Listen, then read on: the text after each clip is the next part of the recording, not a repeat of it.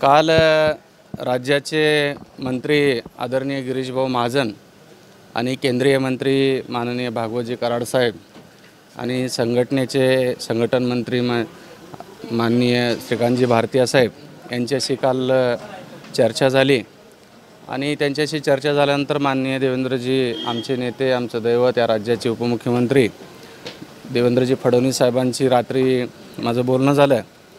त्यामुळे त्यांनाही मी व्यवस्थित सर्व सांगितले, पण इथून जिंकून येण्याच्या या उमेदवारामध्ये माझी क्षमता आहे, मी निवडून येऊ शकतो हे त्यांना सर्व कॅल्क्युलेशन मी समजून सांगितले।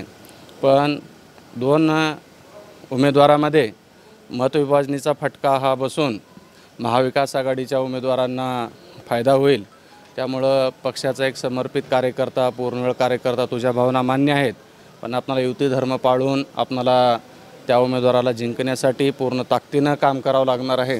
अशा आणि आम्ही तुझी कार्यकर्त्यांना कुठेही आम्ही वाऱ्यावर सोडणार नाही आहे, योग्य तो न्याय देऊ असं रात्री साहेबांनी सांगितल्यामुळं सकाळी आमच्या सर्व हिंगोली जिल्हा भाजपा सर्व कोर कमिटीची आज बैठक पण झाली आणि आम्ही सर्वांनी एकमताने ठरवलं की पक्षाच्या आदेशानुसार आपण सूचना किंवा कालच्या ज्या काही आमच्या बैठकी झाल्या त्यानुसार आज आपण उमेदवारी मागे घ्यायची आणि युती धर्म पाळून ताकदीनं जी काही आमची क्षमता निर्माण झाली किंवा आहे ती पूर्ण युतीच्या उमेदवाराच्या पाठीमागं राहून युतीचे उमेदवार बाबूराव कदम कोहळीकर यांना मोठ्या मताधिक्यानं विजयी करण्याची या ठिकाणी ठरले आहे। असा काय फासा टाकला पक्षश्रेष्ठींनी? बंड एकदम थंड झालं नाही, बंड मुळात नाहीच होतं। आम्ही निवडून येण्याच्या आजही आम्ही त्या क्षमतेवरती ठाम आहोत। निवडून येण्याच्या क्षमतेवरती आम्ही पक्षाला विनंती केली होती, परंतु पक्षाच्याही काही गोष्टी ऐकाव्या लागतात। महाराष्ट्रामध्ये त्यांना काही अडचणी जातात आणि दोन मतविभाजनाचा जो काही धोका होता तो कदाचित त्यांना वाटत होतं किंवा ठीक आहे, आपण म्हणजे काटावरची लढाई खेळण्यापेक्षा आपण सेफमध्ये आमचा या ठिकाणी उमेदवार निवडून येईल म्हणून त्यांनी मला तशी हे सांगितलं आणि मी ते मान्यही केलं। गिरीश महाजन यांनी काल 8 तास हिंगोलीमध्ये खलबत्ता गाठल्यानंतर उपमुख्यमंत्री देवेंद्र फडणवीस यांचंही तुमचं फोनवरून बोलणं झालं, काय आश्वासन दिलं आणि कुठल्या आश्वासनाची माघार घेतली? पार्टीमध्ये काम करत असताना जे काही भावना कार्यकर्त्याच्या जनतेच्या होत्या त्या तीव्र होत्या।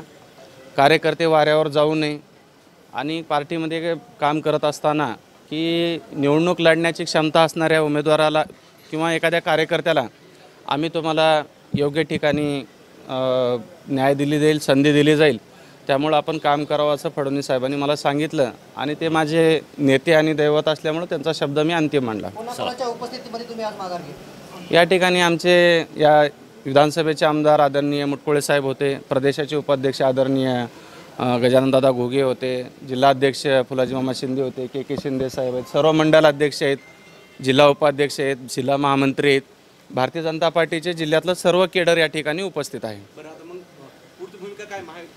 आम्ही आता कामाला लागणार। जितकी यंत्रणा ताकदीनं पूर्ण भारतीय जनता पार्टीची आमची पूर्ण यंत्रणा जे काही मत वाटतं आम्हाला ते पूर्ण बाबूराव कदम कोहळीकरांच्या पाठीमागे लावणार आम्ही।